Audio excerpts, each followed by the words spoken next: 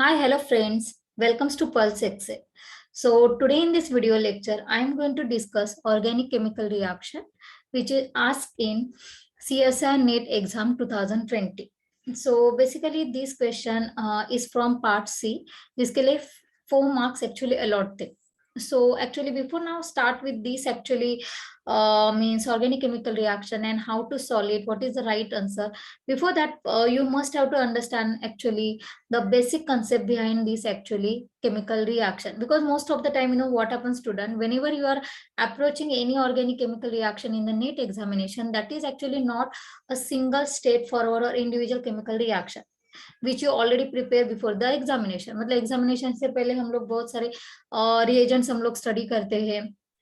Then later on we are study the so many name reaction like more than 200 and more than 300. तो वो एक individual chemical reactions होते हैं. Like for example, if you are talking about the Aldo reaction, या फिर if you are talking about the Robinson annulation reaction or the Wittig reaction, Shapiro reaction, Barton reaction, anything else, तो वो एक single reaction होता है. But NET examination में when we approach the chemical reaction, that is not the single and straightforward, but it is actually combination of 2 or 3 chemical reaction. जिसके बाद हमें वो सिंगल रिएक्शन को आइडेंटिफाई करना और उसमें जो हम लोग रोल जो होता है मेन रिएजेंट का उसको आइडेंटिफाई करना थोड़ा क्वाइट डिफिकल्ट होता है.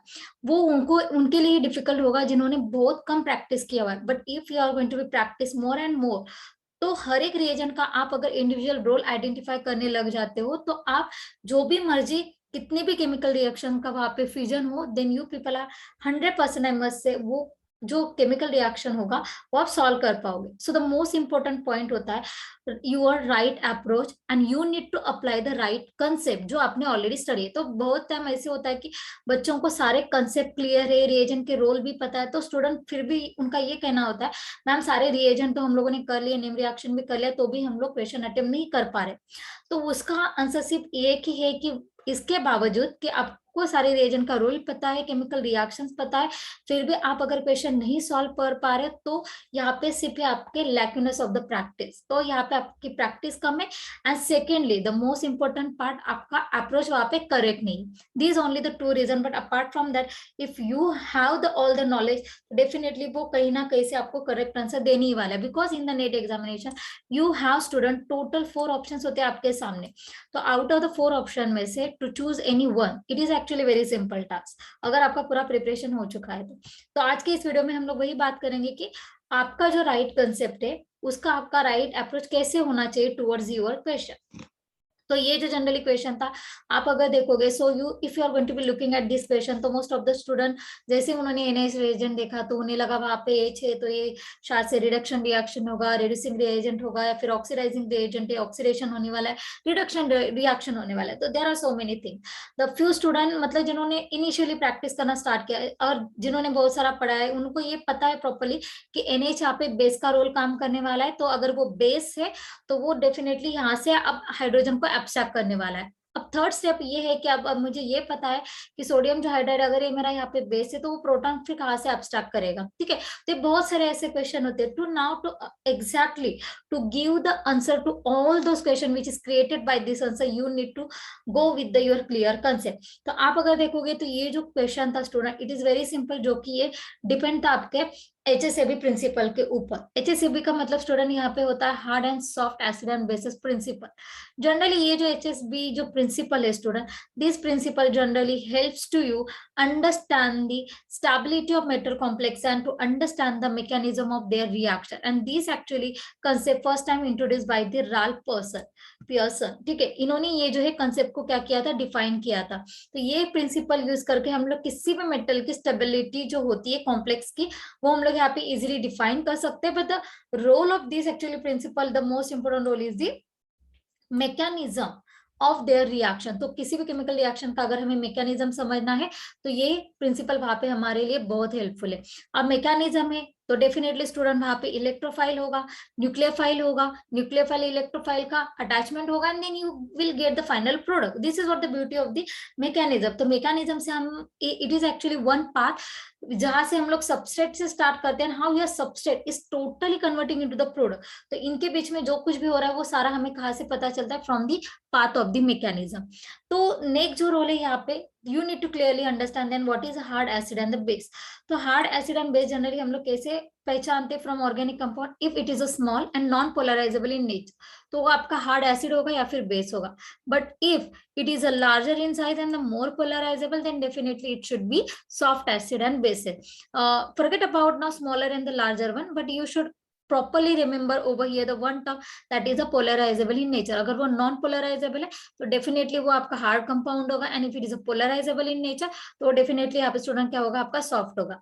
But now here we are talking about according to chemical reaction, तो यहाँ पे हमें interaction को ज्यादा से ज्यादा प्रायोरिटी देनी है. So now according to actually this HSAB concept, the hard acid generally prefer to bind the hard base. मतलब यहाँ पे सिंपल कंसेप्ट है, हार्ड हार्ड को लाइक करने वाला है, सॉफ्ट सॉफ्ट को लाइक करने वाला है. तो सेम वे सॉफ्ट एसिड जो होते हैं prefer binding to the soft bases. Simple है. तो it is actually sometime refer to as what, hard soft interaction principle, जिसे हम लोग यहाँ पे स्टूडेंट बोलते हैं HSIP.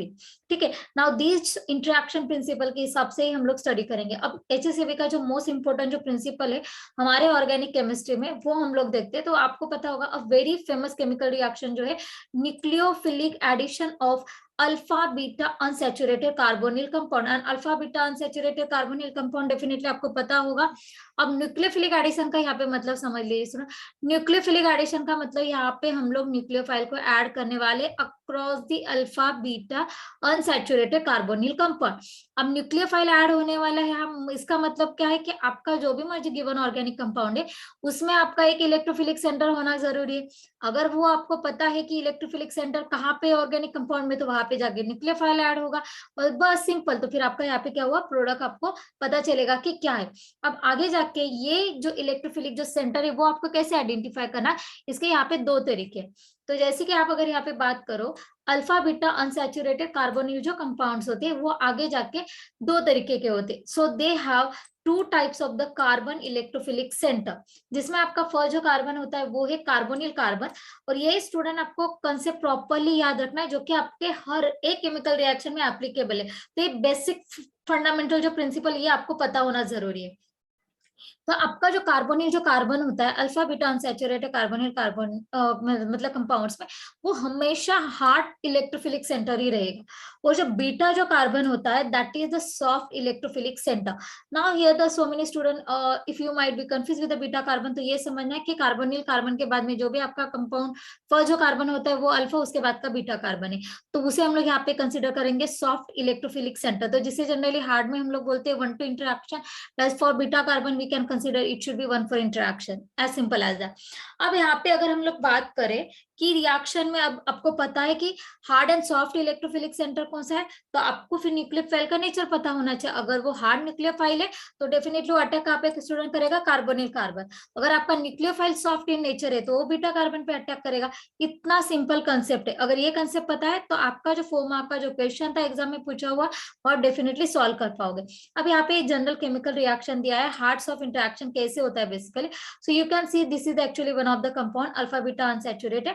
अब यहाँ पे देखो कार्बोनिल जो कार्बन है, I said it is a hard electrophilic centre. अगर ये हार्ड इलेक्ट्रोफिलिक सेंटर है so it is attacked by hard nucleophile.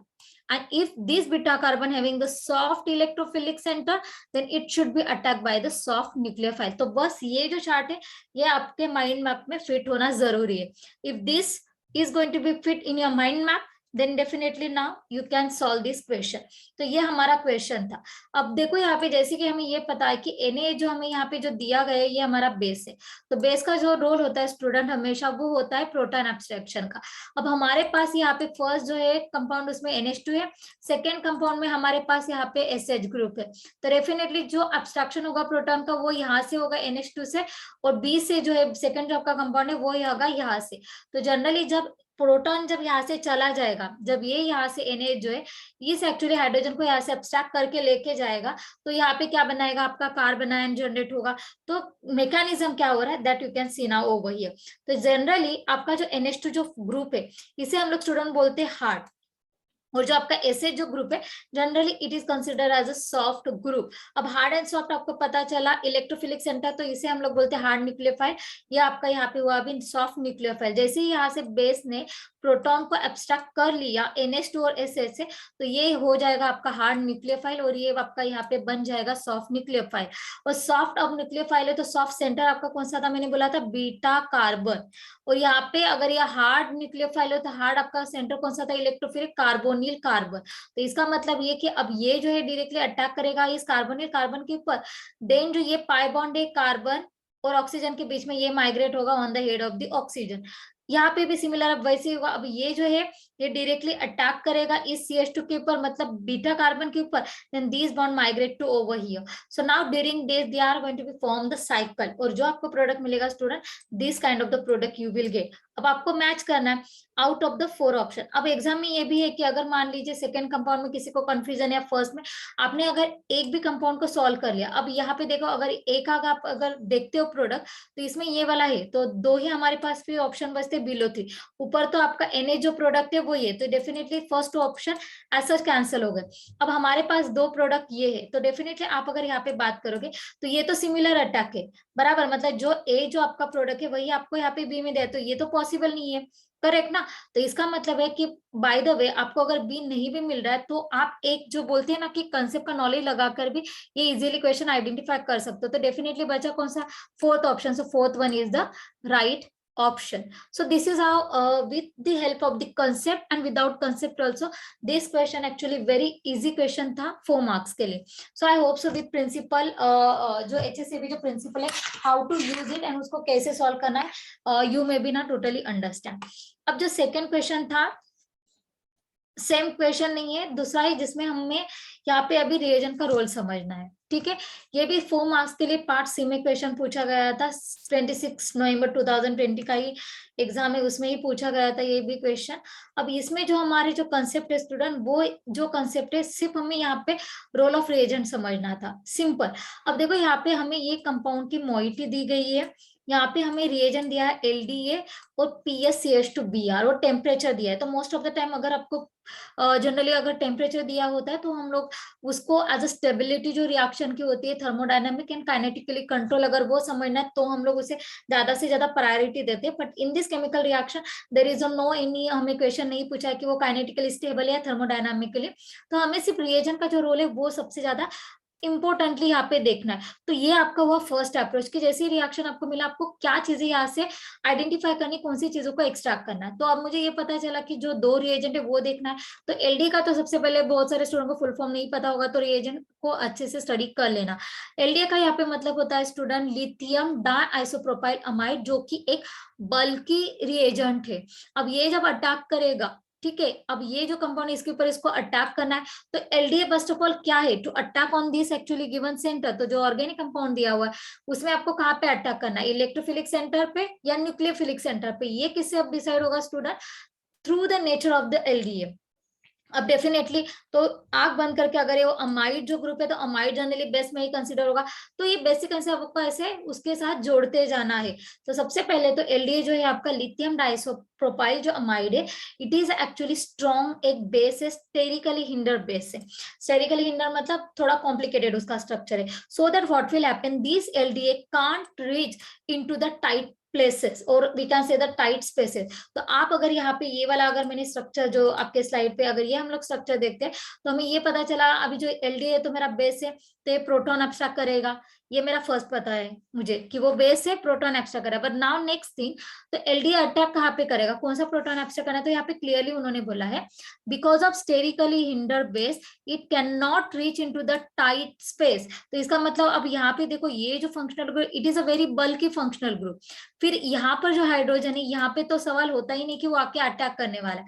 अब बचा सिर्फ कौन सा, ये वाला, because butyl is a lighter group. तो डेफिनेटली यहाँ पे जो हाइड्रोजन है इस हाइड्रोजन को अब कौन एब्स्ट्रैक्ट करने वाला है, LDA is going to be abstract. तो ये हुआ आपका first view by looking at the LDA। But हम लोग कुछ और इंफॉर्मेशन निकालते हैं रिगार्डिंग द LDA। अब LDA जो रिएजेंट है it is actually more fascinated actually reagent है टू फॉर्म द इनोलेट्स। तो मोस्ट कॉमन जो यूज होता है एलडीए का, it is in the formation of enolate. अब इनोलेट तो आपको पता है, कार्बोनिल का जो पाई बॉन्ड होता है उसको हम लोग शिफ्ट करते हैं, रेजोनेट करते हैं, एंड जब आपका ऑक्सीजन आयन जनरेट होता है तो उसे हम लोग यहाँ पे इनोलेट बोलते हैं। तो वो भी हम लोग देखेंगे what is the enolate. And then further this actually enolate which is form as a intermediate, उसका हम लोग आगे जाके आइदर अल्काइलेशन करते हैं इन द एप्लीकेशन, हैलोजिनेशन कर सकते हैं, अल्डोल रिएक्शन हो सकता है।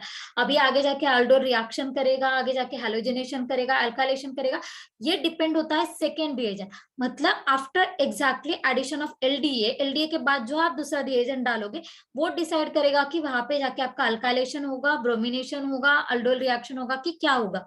बट आप अगर यहाँ पे प्रॉपरली देखते हो तो आपको यहाँ पे अल्काइल हैलाइड दिया गया है, PSCH2Br, तो ये आपका अल्काइल हैलाइड है। तो अल्काइल हैलाइड है का इसका मतलब हैलाइड जब ग्रुप होते हैं जनरली हमारे ब्रोमाइड का, मेदेन क्लोराइड, ये हमेशा लिविंग ग्रुप होता है तो इजीली निकल जाते। तो इसका बचा मतलब क्या, अल्काइल। तो यहाँ पे क्या होगा, एप्लीकेशन अल्काइलेशन होने वाला है यहाँ पर। तो दो बातें यहाँ पे क्लियर हो गई, that this is the correct approach. So now start with the mechanism. तो सिंपल, अब देख लीजिए आपका गिवन कंपाउंड, हमें पता है ये हाइड्रोजन जो है वो एब्स्ट्रैक्ट होने वाला है। तो वेरी फर्स्ट स्टेप, तो यहाँ पे मैंने प्रोटॉन एब्स्ट्रैक्ट कर लिया तो कार्बन आयन जनरेट हुआ। अब ये जो है it is actually resonating structure of enolate. तो जनरली इनोलेट जो होता है वो हमें देखना है, क्योंकि एलडीए का रोल ही होता है फॉर्मेशन ऑफ इनोलेट। तो ये पहले तो हमें एलडीए का स्ट्रक्चर देख लेना स्टूडेंट, यहाँ पे ये एलडीए का स्ट्रक्चर है, ये वाला। ठीक है, तो ये जो नेगेटिव जो आयन है on the head of the nitrogen, they are attacking on to this actually hydrogen जो है हमें एब्स्ट्रैक्ट करना है। तो ये यहाँ से एब्स्ट्रैक्ट कर लेगा हाइड्रोजन को। तो ये जो बॉन्ड है carbon and hydrogen, this migrate towards the year and then the pi bond of the carbon and oxygen migrates on the head of the oxygen. तो ये आपको ऐसे यहाँ पे ऑक्सीजन आयन मिलेगा। ठीक है, और इस स्ट्रक्चर को यहाँ पे स्टूडेंट हम लोग क्या बोलते हैं, एनोलेट। अब इसके बाद once this enolate will get, उसके बाद जो इसका रेजोनेंस होगा और रेजोनेंस करने के बाद जो हमें स्ट्रक्चर मिलेगा, इसे हम लोग यहाँ पे बोल रहे हैं आपका first product. I was so first step is going to completely clear। अब इसके बाद हमारा सेकेंड प्रोडक्ट यहाँ पे क्या दिया है रिएजेंट स्टूडेंट, अल्काइल हैलाइड, मतलब PSCH2Br ऐड करना। अब ये वेरी सिंपल है। तो सेकेंड कंपाउंड में जो Br है, तो ऑलरेडी हमारे एलडीए में लिथियम प्लस तो था, तो ये लिथियम प्लस क्या करेगा, Br के साथ बॉन्ड बनाएगा और LiBr जो यहाँ से क्या हो जाएगा, रिमूव हो जाएगा। तो बचा हमारे पास सिर्फ अब अल्काइल ग्रुप। अल्काइल ना इट इज इलेक्ट्रोफिल, मतलब इलेक्ट्रोफाइल है। तो ये क्या करेगा, ये डायरेक्टली जाके आपके नेगेटिव सेंटर पे अटैक करेगा on to this nucleophile and then this is how you will get your CH2PH। But अब ये इतना सिंपल तो था, बट यहाँ पे हमें स्टीरियोकेमिस्ट्री भी देखना है कि आगे जाके उसका स्टीरियोकेमिस्ट्री क्या होने वाला है। तो सिंपल, अगर आपने मान लीजिए एग्जाम में मैंने इतना भी, मुझे अगर पता चला कि ये मेरा CH2PH मतलब अल्काइल ग्रुप यहाँ पे लगाना है, तो विदाउट स्टीरियोकेमिस्ट्री में बोल रही क्या अप्रोच होगा। तो देख लीजिए, अब यहाँ पे तो CH2PH है, यहाँ पे CH2PH है, यहाँ पे CS3 है, तो ये तो ऑप्शन नहीं है। इसका मतलब ये तीनों ऑप्शन है, बट तीनों ऑप्शन में से आपका पोजीशन कौन सा, फर्स्ट है। तो यहाँ पे लगा ये वाले पोजीशन पे, तो ये भी ऑप्शन वैसे ही कैंसिल हुआ। ये भी आपका यहाँ पर लगा तो ये भी कैंसिल हुआ। तो इसका मतलब बताने का मैं ये कोशिश कर रही हूँ स्टूडेंट यहाँ पे कि without stereochemistry also you can achieve the right answer. तो आपको पता चलेगा कि first one is the right answer. But हम लोग अब स्टीरियोकेमिस्ट्री को भी लगाकर देखते हैं कि स्टीरियोकेमिस्ट्री आपको एग्जैक्टली देखनी कैसी है। अब यहाँ पे देखो, ये जो आपका फंक्शनल जो ग्रुप है, बल्कि ग्रुप, इसमें आप अगर प्रॉपरली देखोगे तो फिनाइल जो है टूवर्ड्स आर साइड है और जो मिथाइल है अवे है। तो मिथाइल है एग्जैक्टली बिलो, फिनाइल जो है अप साइड पे। तो इसका मतलब यहाँ पे क्या होगा, जब आपका ये जो अल्काइल जो ग्रुप है PSCH2, ये जब ग्रुप अटैक करेगा तो ये भी तो बल्कि ग्रुप है। तो दोनों जब बल्कि ग्रुप है ऑब्वियसली अप साइड नहीं रहेगा, क्योंकि यहाँ पे फिनाइल जो है ऑलरेडी अप साइड है। तो डेफिनेटली फिर ये जो ग्रुप है वो कहाँ से अटैक करेगा स्टूडेंट, फ्रॉम बॉटम साइड, तो नीचे से अटैक होगा। तो ये क्या होगा, यहाँ पे ऐसे अवे पोजीशन पे आपका जाएगा। तो देखो यहाँ पे stereochemistry CH2PH and that's why जो मिथाइल है अल्टीमेटली क्या होगा, अपसाइड होगा। So that's this is how you should also understand the stereochemistry. ठीक है, अगर आप अच्छे से नॉलेज, एक बेसिक कंसेप्ट क्लियर है तो स्टीरियोकेमिस्ट्री से भी चेक कर सकते हो। अगर नहीं भी पता है तो भी आप करेक्ट आंसर यहाँ पे आइडेंटिफाई कर सकते हो। So I hope so now you should completely understand this second question also. Now let us move on to the next question from the same question paper, which is based on the student Wittig reaction। अब बहुत सारे student ने यही actually यहाँ पे mistake की है। जैसे उन्होंने यहाँ पे मतलब ट्राइफॉस्फेन को देखा, क्योंकि हम लोग क्या होते हैं मोस्ट ऑफ द टाइम हम लोग केमिकल रिएक्शन करते हैं। तो जैसे हम लोगों ने PPH3 देखा तो हमारे दिमाग में एक ही आता है कि वो विटिक केमिकल रिएक्शन होगा। बट यहाँ पे ये प्रॉब्लम था कि PPS3 जो है इट इज एक्चुअली, जब हम लोग विटिक रिएक्शन स्टडी करते हैं तो क्या होता है कि विटिक रिएक्शन में जो आपका फॉस्फाइन जो ग्रुप होता है, PPS3 जो ग्रुप होता है ना स्टूडेंट, वो पहले अल्काइल हैलाइड के साथ कंबाइन होता है, फिर उसका फॉस्फोनियम इलाइड बनता है and this group again combine with the aldehyde ketone and फिर उसके बाद जाके आपको यहाँ पे अल्किन एंड फॉस्फाइन ऑक्साइड मिलता है। ठीक है, तो यहाँ पे डायरेक्टली ऐसे नहीं हो रहा, तो ये जो PPS3 जो ग्रुप दिया हुआ है that directly can not attack on the alkyl halide, तो यहाँ पे कुछ इलाइड नहीं बनने वाला, वो नेक्स्ट स्टेप है। इसके लिए विटिक रिएक्शन होगा लेकिन वो आगे जाके होने वाला है, not into the first step initially. तो ये, तो फिर स्टूडेंट ने क्या किया, इमीडिएटली यहाँ पे अल्किन कहाँ पे, अल्किन कहाँ पे, तो इसमें अल्किन नहीं था, तो इसको बहुत सारे स्टूडेंट ने मिस्टेक ये किया था कि सेकंड को रॉन्ग कर दिया बिकॉज यहाँ पे अल्किन नहीं दिखाई दे रहा। अब अल्किन दिखाई दे रहा है फर्स्ट सेकंड थर्ड, तो वो तीनों में से एक करके, और इसमें उनका क्या हुआ स्टूडेंट, आंसर रॉन्ग हुआ है। ठीक है, क्योंकि उन्होंने समझा कि विटिक रिएक्शन है तो अल्किनी प्रोडक्ट होगा। No, not at all student. तो जब भी आपको कोई भी रिएजेंट मिले तो don't directly connect with the single chemical reaction, individually देख लेना कि हर एक केमिकल का क्या यहाँ पे रोल है। तो सबसे पहले PPS3 है। TBS OTF देखो एक नया रिएजेंट यहाँ पे दिया हुआ है, नया नहीं, बहुत टाइम हमको यूज करते हैं, बट इंस्टेड ऑफ OTF वहाँ पे Cl होता है या फिर और कुछ ग्रुप होते हैं, जनरली Cl ही होता है, बट यहाँ पे उन्होंने ट्रिपलेट दिया है मतलब OTF। ठीक है, तो अब ये एक थोड़ा सा अलग नया रिएजेंट और TBF। तो ये जो TBF ये भी बहुत फेमस एक्चुअली डिप्रोटेक्टिंग ग्रुप होता है। सिलाइल को अगर हमें डिप्रोटेक्ट करना है तो हम लोग जनरली TBF को यूज करते हैं। तो ये रिएजेंट की रोल हमें पता होना जरूरी है student, that what I am saying. तो अब यहाँ पे देखो जनरली क्या होता है, जो विटिक जो रिएजेंट होता है उसमें हमारा होता है try substituted phosphate, alkyl halide, तो ये बहुत जरूरी। अल्काइल हैलाइड होता है, बेस होता है NaH, NaOMe, N ethyl 3 butyl lithium etc. and this TBAF मतलब tetra N butyl ammonium fluoride is generally used to remove silyl ether protecting group. तो सिलिल जो ग्रुप होता है उसको डिप्रोटेक्ट करने के लिए, उसको हटाने के लिए जो ये वाला जो रिएजेंट है वो हम लोग थर्ड टाइम वहां पे केमिकल रिएक्शन में ऐड कर रहे। इतना सिंपल था, क्योंकि हमें ये जो है बेसिक कंसेप्ट ये पता होना जरूरी है, और यही विटिक रिएजेंट को याद रखकर स्टूडेंट ने इसको विटिक रिएक्शन समझ लिया। अब देख लेना कि आपने क्या एग्जाम में प्रॉपरली गलती की थी। ठीक है, अब वो हम लोग देखते कि कैसे आपका यहाँ पे अप्रोच होना चाहिए था। तो सबसे पहले यहाँ पे जो आपको ट्राइफॉस्फेट दिया है ना स्टूडेंट, ये तो आपका पहले तो है सॉफ्ट प्रोडक्ट, मतलब सॉफ्ट जो भी है, सॉफ्ट आपका कंपाउंड है। तो ये यहाँ पे पहले तो क्या करेगा, एक सॉफ्ट जो न्यूक्लियोफाइल है बेस की तरह यहाँ पे वो होगा, तो ये सॉफ्ट जो न्यूक्लियोफाइल है अटैक करेगा onto this given organic compound में जो सॉफ्ट आपका इलेक्ट्रोफिलिक सेंटर होगा उसके ऊपर। अब सॉफ्ट इलेक्ट्रोफिलिक सेंटर कौन सा, डेफिनेटली ये वाला जो है कार्बन यही है। तो डेफिनेटली इस कार्बन के ऊपर अब क्या करेगा, पहले तो PPS3 अटैक करेगा, then this double bond is going to be migrate over here and then this pi bond are migrate over here. तो ये पहला रोल था PPS3 का। तो यहाँ पे आपको मिला ऑक्सीजन आयन, यहाँ पे आपको मतलब कार्बोकेटायन, मतलब sorry carbocation saying I am not carbocation, यहाँ पे प्लस साइन जनरेट होगा on the head of the phosphorus. तो ये आपको प्रोडक्ट मिला। अब सेकंड जो यहाँ पे रिएजेंट था फर्स्ट में ही अलॉन्ग विद द ट्राइफॉस्फेट के साथ जो था TBS OTF। अब ये जो है कंपाउंड इसमें इतना ही था कि TBS जो इलेक्ट्रोफाइल जो है वो डायरेक्टली अटैक होगा ऑन दिस ऑक्सीजन आयन, तो ये जो O नेगेटिव है ये इसको एक्सट्रैक्ट करेगा, और OTF एक अच्छा लिविंग ग्रुप है ट्रिपलेट, वो वहां से क्या हो जाएगा, हट जाएगा। अब इतना अगर आपको समझ में आया होगा तो ये OTBS यहाँ पे बॉन्ड फॉर्म हुआ, OTF यहाँ से निकला। फिर सेकंड रिएजेंट हमें यहाँ पे डालना था N butyl lithium, again it is a base. तो बेस का रोल क्या होगा, N butyl lithium. So don't forget कि बेस मानो स्टूडेंट कोई भी मर्जी रिएजेंट हो, बेस का काम हमें याद रखना है कि बेस को ही मतलब बेस जो होता है वो प्रोटॉन को ही एब्स्ट्रैक्ट करेगा। अब N ब्यूटाइल लिथियम बेस है, तो बेस होने की वजह से प्रोटॉन को एब्स्ट्रैक्ट करेगा। कौन सा प्रोटॉन एब्स्ट्रैक्ट करेगा, विदाउट एनी हेजिटेशन। अब ये यहाँ पे जो हाइड्रोजन है उसको ही वो क्या करेगा, एब्स्ट्रैक्ट करेगा। जैसे ये प्रोटॉन यहाँ से एब्स्ट्रैक्ट होगा, यहाँ पे क्या होगा, नेगेटिव साइन जनरेट होगा। अब ये प्लस और ये माइनस कंबाइन कर लो तो यहाँ पे ये डबल बॉन्ड जनरेट हो जाएगा। अब हमें ये प्रोडक्ट यहाँ पे मिला। अब जाके आप ये जो जनरेट हुआ है प्रोडक्ट ये वाला, इसे हम लोग बोलते हैं स्टूडेंट इलाइड ग्रुप, अभी फॉर्म हुआ। अब जब आपको यहाँ पे फॉस्फोनियम इलाइड जो मिला है, अब ये कंबाइन जब होगा अल्डिहाइड और कीटोन के साथ, तो आपका कौन सा रिएक्शन स्टूडेंट बना यहाँ पे, विटिक रिएक्शन। तो अब जाके मतलब जब आपका फर्स्ट एंड सेकेंड रिएजेंट पूरा रिएक्ट होने के बाद जो आपका रिएक्शन स्टार्ट हुआ, वो कौन सा स्टार्ट हुआ स्टूडेंट, अभी जाके आपको यहाँ पे विटिक रिएक्शन करना है। तो यही गलती हुआ है स्टूडेंट से, और कुछ भी नहीं।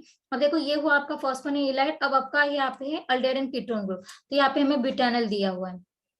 ठीक है। तो यहाँ पे आप देखो ये है मेरा अल्डेहाइड ग्रुप। अब इनके बीच में यहाँ पे क्या होगा, केमिकल रिएक्शन होगा। Now this actually oxygen which is present on the aldehyde group and this actually PPH3 group, ये क्या होगा, यहाँ से रिमूव होगा। तो जिसे हम लोग बोलते हैं फॉस्फेन ऑक्साइड, तो ये यहाँ से रिमूव होगा as simple as that, and alkyne group form होगा, जिसे हम लोग यहाँ पे बोलते हैं विटिक रिएक्शन, जो मैंने प्रीवियस स्लाइड में आपको मेंशन किया था। तो अब देख लीजिए तो कैसे होगा, ये यहाँ से गया, ये यहाँ से गया, तो ये ब्यूटेनॉल के 4 कार्बन यहाँ पे डायरेक्टली आके अटैच होंगे, 1 2 3 4। तो आपको ये डेरिवेटिव यहाँ पे प्रॉपरली स्टूडेंट क्या होगा, मिल जाएगा। तो ये है विटिक प्रोडक्ट। ठीक है, तो ये हमारा क्या है स्टूडेंट, विटिक प्रोडक्ट अभी हमें यहाँ पे मिला आफ्टर दी विटिक रिएक्शन। अब आगे जाके क्या होगा, अब ये जो TBS जो ग्रुप है, इसको जो प्रोटेक्टिंग ये जो ग्रुप है, उसे हमें डी प्रोटेक्ट करना है, और उसको डी प्रोटेक्ट करने के लिए जो रिएजेंट यूज किया जाता है उसे यहाँ पर हम लोग बोलते हैं student tetra n butyl ammonium fluoride, TBAF। इसका रोल होता है कि जो भी हमारे सिलिल जो ग्रुप है उसको डी प्रोटेक्ट करना। तो ये यहाँ से क्या करेगा, इमीडिएटली TBS के ऊपर अटैक करेगा, तो ये TBS को लेके चला जाएगा। तो ये जो बॉन्ड है ऑक्सीजन और TBS के बीच में, ये यहाँ पे माइग्रेट होगा, then this bond here, this bond over here and this bond over here. Now this जो डबल बॉन्ड जो यहाँ पे था, that going to converting into a single bond. तो सिंगल बॉन्ड में कन्वर्ट होने की वजह से जो हमें फाइनल प्रोडक्ट मिलेगा वो यहाँ पे ये मिलेगा। तो आप अगर देखते हो यहाँ पे फाइनल जो प्रोडक्ट है उसमें कोई अल्कीन ग्रुप नहीं बना हुआ है। तो आपका जो यहाँ पे स्टूडेंट राइट जो आंसर होगा according to this product, so this is the actually correct answer. But most of the student ने किसी ने फर्स्ट, किसी ने सेकंड एंड थर्ड किया हुआ है, तो पॉसिबल है फोर्थ वाला तो किसी भी एक्चुअली तरीके से होता ही नहीं। अगर नॉर्मल में आपका बेसिक भी क्लियर नहीं तो भी ये नहीं होगा। आप अगर बात करो इस स्ट्रक्चर की, तो यहाँ पे देख लेना ना स्टूडेंट, यहाँ पे बल्कि ग्रुप है, तो ये हम लोग कैसे कंसिडर करें कि ये आपका सॉफ्ट सेंटर या हार्ड सेंटर है। तो ये भी अल्टीमेटली ये फर्स्ट वाला भी ऑप्शन आपका था ही नहीं।